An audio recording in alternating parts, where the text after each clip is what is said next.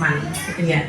Nah kalau misalkan gimana Mbak, kalau ternyata dalam pernikahan orang tuanya aja itu bermasalah, insya Allah semua pasti ada solusinya. Kalau membutuhkan profesional, ternyata di puskesmas juga ada psikolog dan gratis ya Pak ya. Kalau Kota Jogja itu psikolog gratis, itu luar biasa sekali, bisa diakses dengan gratis, dan itu murah gitu, mudah dan murah gitu ya. Karena kalau membayar, kalau di luar Kota Jogja, saya nggak tahu sih apakah udah semua Jogja atau belum ya, di luar Kota Jogja kayak misalnya di Solo itu membayar Bu, biasanya satu sesi dengan psikolog itu minimal 150.000 Bu. Itu satu sesi itu sekitar 1 jam sampai 1,5 jam, dan biasanya tidak cukup satu sesi aja, bisa 2 kali 3 kali sesi gitu ya. Nah nanti juga nanti saya akan kasih tahu di lembaga kami juga mengadakan konseling gratis, juga bisa diakses oleh siapapun. Terus kemudian tadi ya, cara orang tua mengungkapkan rasa sayangnya pada anak juga membuat anak bahagia. Sedikitnya gangguan psikologis terhadap diri anak, merasa aman, terjamin, itu juga anak merasa bahagia. Karakteristik ibu ya, tidak harus kok Bu seperti ibunya Nusa Rara yang sangat senyum 24 jam gitu ya. Tapi ya tadi ya, maksudnya kita semua manusia, kita semua belajar, anak-anak tahu bahwa ibu itu juga bisa marah. Itu tidak apa-apa, tapi kemudian tadi setelah marah, nah PR-nya adalah setelah marah itu kita harus bagaimana, dan memilih cara marah yang baik. Wah itu nanti tersendiri nanti ya workshopnya ya. Insya Allah semoga dari Human Initiative mengadakan ya, karena itu struggling banget sih memang, seorang ibu bersahabat dengan emosinya sendiri tuh sangat struggling gitu ya, sangat susah. Karena kalau bicara hormon, wanita itu hormonnya tuh naik turun gitu ya. Ketika menstruasi, kalau menyusui, hamil, wah itu masya Allah tuh kerja fisik kita tuh sangat berat sekali, sehingga sangat mempengaruhi emosi kita. Nah kehadiran dan dukungan ayah ini penting sekali, karena mungkin besok-besok kalau ada workshop parenting seperti ini seharusnya 2 orang, ibu dan ayah. Karena kalau ibu sendirian itu tidak akan pernah bisa berjalan dengan baik. Itu seperti sepeda yang ban belakangnya doang gitu, ban belakangnya udah muter terus, ban depannya nggak pernah maju, nggak pernah mau belajar, ya akan jalan di tempat aja gitu. Sehingga kalau ada workshop parenting, monggo ibu-ibu sekarang yang berkesempatan hadir bisa ngobrol sama suaminya dulu ya, kamu tadi dapat ini yuk bareng-bareng yuk gitu. Terus kemudian tipe aktivitas anak ini sangat mempengaruhi kebahagiaan anak. Apakah HP terus, YouTube terus, TikTokan terus, nah itu akan sangat mempengaruhi bagaimana anak ini bahagia, dan nanti sangat berpengaruh kepada anak ini mau makan atau enggak gitu. Karena nanti akan sangat berpengaruh pada pola tidur anak, yang berpengaruh pada stunting juga gitu ya. Terus kemudian makannya bagaimana, kemudian sanitasinya di rumah itu seperti apa gitu. Kemudian tingkat religiusitas anak ini tentu dari nilai yang kita pegang tadi. Ternyata salah satu hal penting yang harus kita ajarkan ke anak-anak itu adalah rasa bersyukur. Kalau anak-anak diajari rasa bersyukur, dia tidak akan kok minta, Bu aku pengen tuku iki mergone kancaku sing wis duwe aku ora duwe gitu. Nah hal kayak gitu tuh sering banget kita temukan ya Bu ya, iren-irenan gitu. Kalau dia bisa memiliki rasa cukup dan bersyukur, insya Allah dia anak yang bahagia. Terus yang terakhir selanjutnya yang paling penting itu adalah pola asuh tadi ya, bagaimana cara kita menuang dan sebagainya kepada anak. Lanjut Mbak. Nah kita akan mengenal tipe pola asuh. Nanti silahkan merefleksi pada dirinya sendiri ya. Jujur ketika saya membaca ini pun saya juga merefleksi ya Bu. Jadi saya tuh belajar juga seperti ibu-ibu kok sama. Yang pertama otoriter. Nah otoriter ini bukan otoriter tadi mungkin yang digambarkan sama panitia tadi yang parenting VOC gitu ya. Tapi sebenarnya otoriter ini itu titik pentingnya yang perlu kita garis bawahi itu adalah menaruh harapan terlalu tinggi yang tidak sesuai dengan perkembangan anak. Misalnya anak 5 tahun sudah harus bisa banget baca tulis. Siapa yang kayak gitu ya? Banyak sekali yang kita temui ya, anak 5 tahun udah harus bisa baca tulis. Karena apa? Karena kanca-kancane wis do iso, Mbak. Dan tekane kanca-kancane akeh sing iso, dhewe iso dhewe gitu. Bu, anak 5 tahun memang belum bisa dan belum harus bisa baca tulis gitu ya. Nah, ketika kita memaksakan anak, harapan kita terlalu tinggi padahal tidak sesuai dengan tugas perkembangannya, itu kita juga sudah disebut sebagai parenting VOC, Bu. Kita sudah disebut sebagai parenting yang otoriter gitu. Nah, selain itu kita tidak empatis. Tidak empatis itu apa? Tidak tadi ya, tidak bisa memahami anak gitu. Anak itu lagi ngapain, lagi asik-asiknya, ayo sampai ke dapur, bukan salah telat gitu. Padahal dia asik main Lego gitu.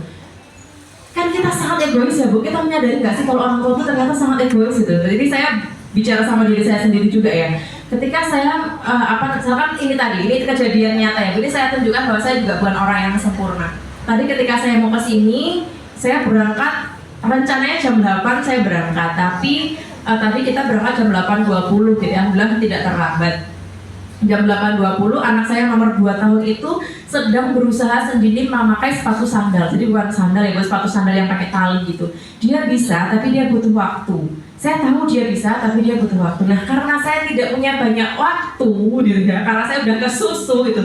Ayo deh segera gitu, Bunda nanti terlambat gitu. Nanti aja dipakai di mobil. Dia nangis gitu kan. Aku sih salah sih memang gitu. Saya tidak empati, saya tidak menghargai bahwa anak itu sedang belajar gitu, belajar untuk memakai sandalnya sendiri gitu. Sehingga yang tadi saya lakukan adalah saya memeluk anak itu, maaf ya, Bunda salah ya gitu. Itu penting sekali untuk mengakui bahwa kita itu juga punya keterbatasan, bahwa kita tuh punya salah gitu ya. Dan kita meminta maaf sama anak itu penting banget gitu. Mungkin itu yang bedanya kita dengan parenting VOC ya. Kalau dulu mungkin orang tua itu selalu digambarkan sebagai seorang yang agung, paling benar, kudu diturut gitu ya. Itu memang benar, tapi ada masa-masanya di saat ini kita harus jujur sama anak kita bahwa kita juga bukan orang yang sempurna gitu. Kita juga masih sama-sama belajar gitu. Nah, jadi tadi saya udah memeluk anak saya, maaf ya Bunda, saya validasi dulu perasaannya.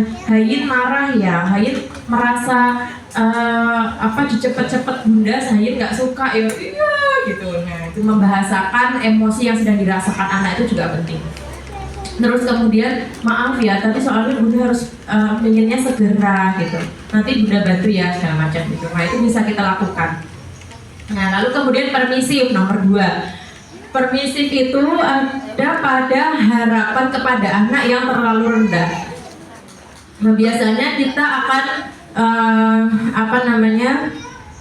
terlalu mudah memberikan izin gitu. Misalnya HP, anaknya udah 15 menit nih main HP atau mungkin 10 menit, nanti anaknya minta lagi, gandeng bundane iki kudu masak gitu ya. Ya wis kono ben anteng. Nah, itu masalahnya tuh ben anteng itu tadi anaknya dikasih HP. Jadi terlalu permisif, aturannya tidak jelas, kemudian batasan jarang diterapkan, terus kemudian memberikan izin pada hal tanpa nilai yang jelas. Nah, ben ibunya so masak, mau jadi dikasih HP gitu ya biasanya.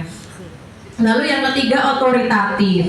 Otoritatif ini ada pertimbangan yang baik antara mengasuh dan mengendalikan gitu ya. Bedanya kalau yang otoritatif ini kita tetap pegang kendali, Bu. Kita pegang kendali. Kalau misalkan saya gambarkan sebagai kalau kita lagi main layangan tuh ya, Bu ya.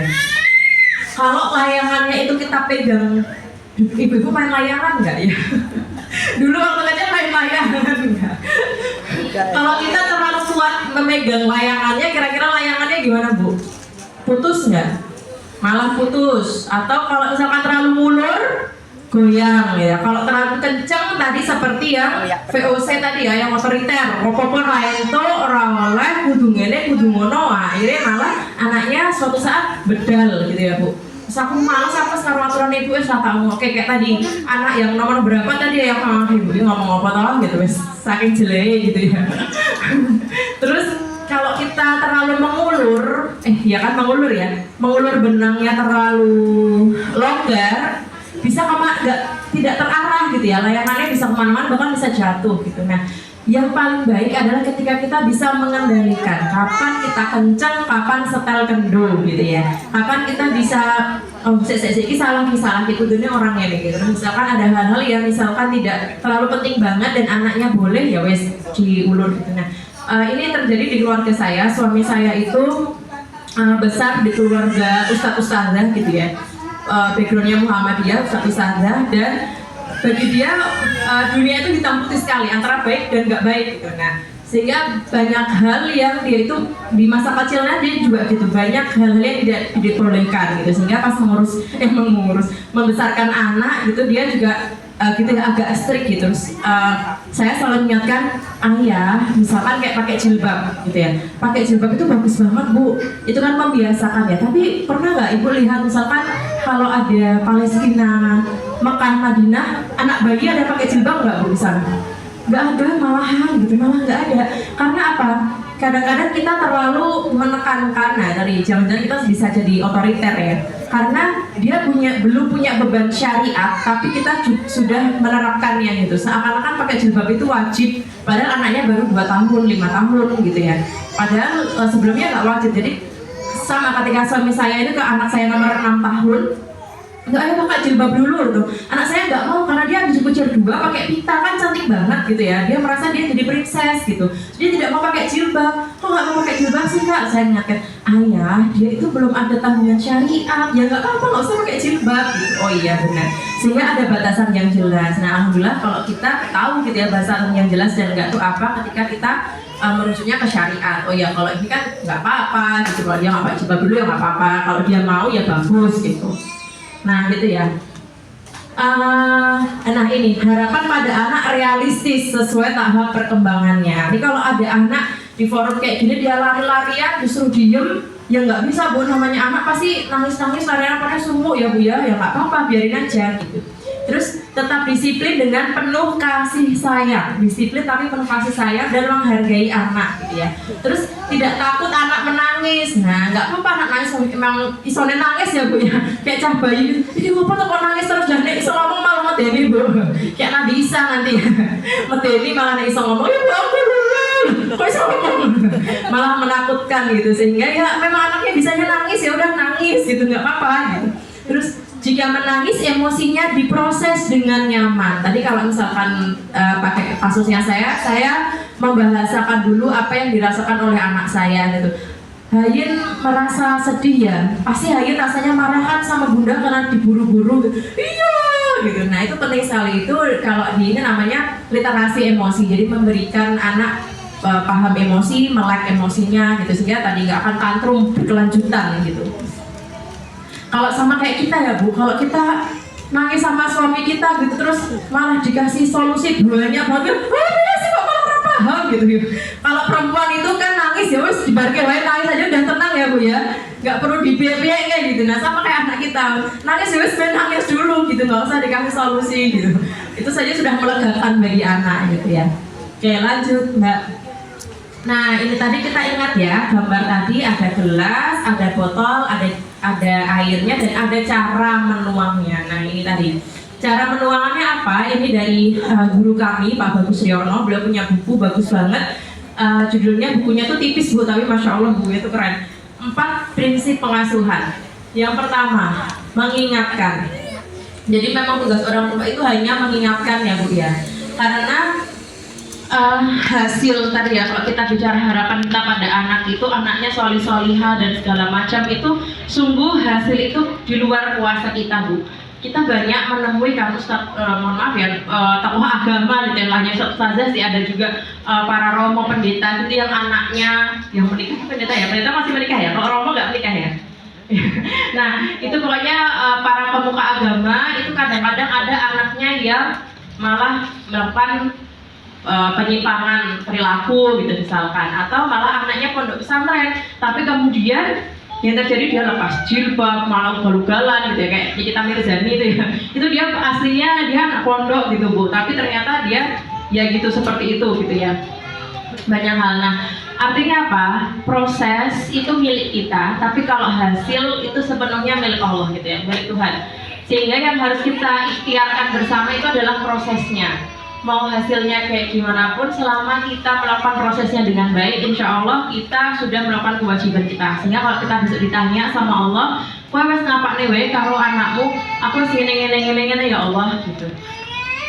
Perkara anaknya itu nanti mau jadi seperti apa, itu udah kuasanya Allah gitu ya. Nah, jadi tugas kita itu yang pertama mengingatkan. Lalu yang kedua kesabaran. Nah memang ini butuh kesabaran memang, tapi kesabaran itu bukan terus kemudian mendiamkan, terus bukan hanya sekedar ya wes lah rapopo gitu ya. Jadi kesabaran itu kalau kita mau bedah lagi itu wah luar biasa, bagaimana agar seorang itu bisa sabar. Tapi yang terpenting ibu yang sabar itu pasti ibu yang bahagia. Jadi nggak mungkin Bu, ibu-ibu itu pemarah. Saya yakin kok ibu-ibu tuh nggak ada yang pemarah. Saya yakin sekali nggak mungkin ada ibu yang tega marahin anaknya, apalagi bentak anaknya, mukul anaknya. Mau lahirannya orang banget ya Bu ya, masa anaknya disia-sia gitu. Saya yakin tidak akan ada orang tua yang tega gitu ya. Yang ada adalah seorang ibu yang tangki cintanya itu kosong, sehingga dia tidak merasa bahagia, dia tidak merasa terpenuhi kebutuhannya gitu. Nah, siapa yang bisa mengisi tangki cinta para ibu ini? Ya bapaknya, ya suaminya gitu. Makanya ketika parenting kayak gini memang harusnya berdua gitu, sehingga tahu oh ya ini istriku ini lagi masa-masa PMS, makanya nesu-nesu wae, uring-uringan. Nah, gimana caranya mentreatment istri yang seperti itu adalah tugas suami.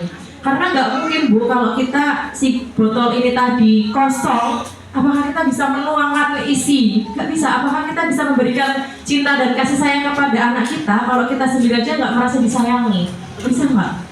Nggak bisa. Jadi seorang ibu itu harus bahagia, harus merasa dicintai, harus penuh kasih sayang agar bisa menyayangi anaknya juga, harus bisa sabar juga itu tadi. Nah lalu yang ketiga adalah kebenaran. Prinsipnya tadi ya, airnya itu air yang benar, air yang jernih, air yang jernih dan air yang bersih. Lalu dengan kasih sayang. Nah ini kita mau ini satu contoh misalkan ada seorang anak umurnya 8 tahun gitu ya, 8 tahun dia sedang main bola di lapangan. Terus bapaknya itu dengan sangat lantangnya gitu, mulai bal-balan wae, wis magrib iki, gedang mulai bal-balan orang marah kowe mlebu swarga. Wah, itu pernah terjadi Bu, ada klien yang seperti itu. Artinya apa? Apakah bapak ini mengingatkan? Mengingatkan dong, mengingatkan sholat. Ayo mulai gendang sholat, wes maghrib gitu ya. Mengingatkan kan, benar ya? Apakah bapaknya ini mengingatkan karena benar? Benar, mengingatkan sholat, benar ya Bu?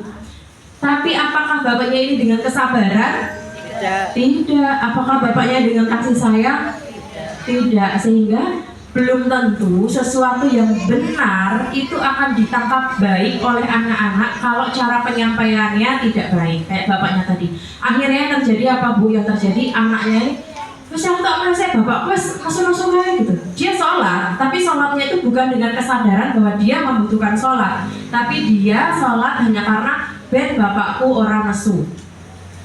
Ya, banyak kan yang seperti itu. Saya banyak menemui teman-teman gitu ya, klien-klien yang dia merasa kecewa dengan parenting orang tuanya, padahal orang tuanya sangat religius dan yang diingatkan itu adalah tentang puasa, tentang sholat, hal-hal wajib, tapi cara mengingatkannya dengan tidak baik. Sehingga dia memaknai ketika dia dewasa, dia memaknai bahwa agama itu nggak asik, agama itu paksaan, agama itu mengengkang kakean aturan, saya langsung doa agama.